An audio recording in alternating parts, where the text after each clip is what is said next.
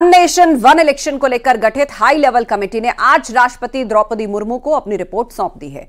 पूर्व राष्ट्रपति रामनाथ कोविंद की अध्यक्षता में गठित समिति ने राष्ट्रपति भवन जाकर राष्ट्रपति द्रौपदी मुर्मू से मुलाकात की है और अपनी रिपोर्ट को सौंपा है। कुल 18,626 पन्नों की यह रिपोर्ट है और हाई लेवल कमेटी ने 191 दिनों तक इस पर मंथन किया और अब अपनी रिपोर्ट सौंपी है। एक देश एक चुनाव कमेटी की सिफारिश। शुरू में हर 10 साल में चुनाव, अब हर साल चुनाव।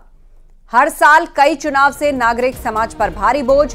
एक साथ चुनाव के लिए सरकार तंत्र विकसित करे। पहले चरण में लोकसभा विधानसभा चुनाव करवाएं, दूसरे चरण में नगर पालिका और पंचायत चुनाव करवाएं।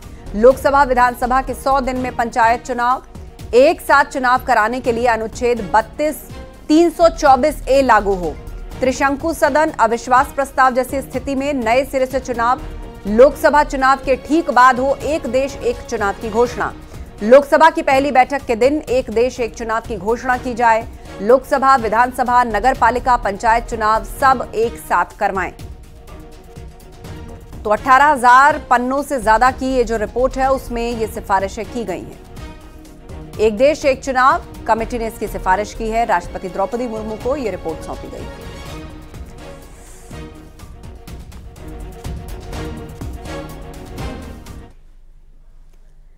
चुनाव आयुक्तों की नियुक्ति के लिए कमेटी को 6 अफसरों के नाम भेजे गए हैं। ईडी के पूर्व प्रमुख संजय मिश्रा और सीबीडीटी के पूर्व प्रमुख पीसी मोदी का नाम भेजा गया है। आईआरएस जेबी महापात्रा का नाम कमेटी ने भेजा है। एनआईए प्रमुख दिनकर गुप्ता और आईएएस राधा एस चौहान का भी नाम भेजा गया। दिल्ली के पूर्व मुख्य सचिव और चुनाव अधिकारी विजय देव का नाम भी भेजा गया। आपको बता दें, चुनाव आयोग में 2 चुनाव आयुक्तों की नियुक्ति होनी है और इसको लेकर प्रधानमंत्री मोदी की अध्यक्षता में आज बैठक होगी और इस बैठक में विपक्ष के नेता अधीर रंजन चौधरी भी शामिल होंगे।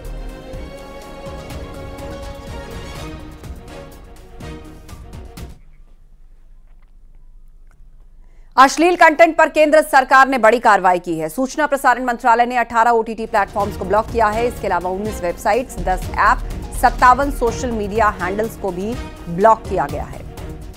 तो केंद्र सरकार ने यह बड़ी कार्रवाई की है। सूचना प्रसारण मंत्रालय ने 10 ऐप, 57 सोशल मीडिया हैंडल्स पर बैन लगाया है। अश्लील कंटेंट परोसने पर 18 ओटीटी प्लेटफॉर्म्स को ब्लॉक किया गया है। सूचना प्रसारण मंत्रालय ने यह कार्रवाई की है। 19 वेबसाइट्स और 10 ऐप्स भी इसमें शामिल हैं जिन्हें ब्लॉक किया गया। इसके अलावा 57 सोशल मीडिया हैंडल्स को भी ब्लॉक किया गया है। अश्लील कंटेंट पर सरकार का यह बड़ा एक्शन है।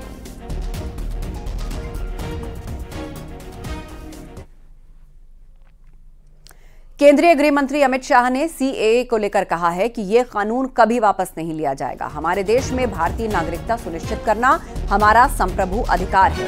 हम इससे कभी समझौता नहीं करेंगे। विपक्ष के आरोप पर अमित शाह पलटवार करते हुए उन्होंने कहा कि विपक्ष के पास कोई काम नहीं है। उनका इतिहास है कि वो जो कहते हैं वो करते नहीं हैं। प्रधानमंत्री मोदी का इतिहास है कि नरेंद्र मोदी ने जो कहा है वो पत्थर की लकीर है। पीएम मोदी की हर गारंटी पूरी होती है। अमित शाह ने कहा कि सीएए से इस देश के अल्पसंख्यकों या किसी और व्यक्ति को डरने की कोई जरूरत नहीं है, क्योंकि सीएए में किसी की नागरिकता लेने का प्रावधान ही नहीं है।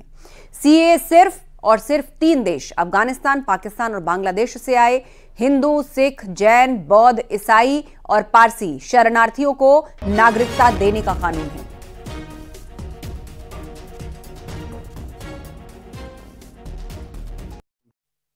भारतीय जनता पार्टी को के लिए ये पॉलिटिकल गेन का मुद्दा नहीं है।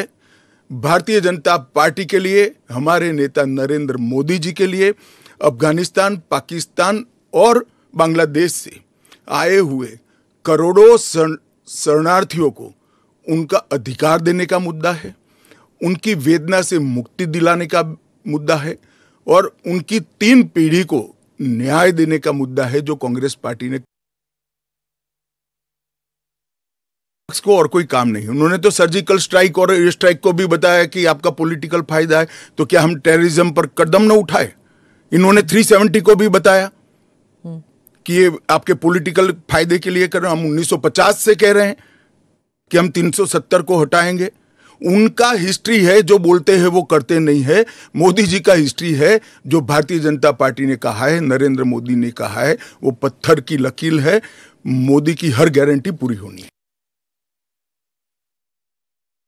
41 बार अलग अलग मंचों से इसके बारे में मैंने डिटेल बात करी है कि इस देश के अल्पसंख्यक माइनॉरिटीज या तो किसी और व्यक्ति को डरने की जरूरत नहीं है, क्योंकि सीएए में किसी की नागरिकता लेने का प्रावधान ही नहीं है। सीएए सिर्फ और सिर्फ 3 देश अफगानिस्तान, पाकिस्तान और बांग्लादेश से हिंदू, सिख, बौद्ध, क्रिश्चियन और पारसी, जो जैन और पारसी शरणार्थी आए हैं, इनको उनका अधिकार देने का कानून है, नागरिकता देने का कानून है, जिससे इनके जीवन की वेदनाओं को हम कम कर पाए। कानपुर के सीसा मऊ से एसपी विधायक इरफान सोलंकी केस में अब 19 मार्च को फैसला आएगा। कानपुर की एमपी एमएलए कोर्ट इस पर फैसला सुनाएगी। महाराजगंज जेल में बंद इरफान सोलंकी पर एक महिला का घर जलाने का आरोप है और आरोप के मुताबिक प्लॉट पर कब्जे के लिए विधायक और उसके गुर्गों ने घर में आग लगा दी। जाजमऊ थाना क्षेत्र में 7 नवंबर 2022 को आगजनी की घटना हुई थी। इस मामले में इरफान सोलंकी, उसके भाई रिजवान सोलंकी समेत कुल 12 आरोपी हैं।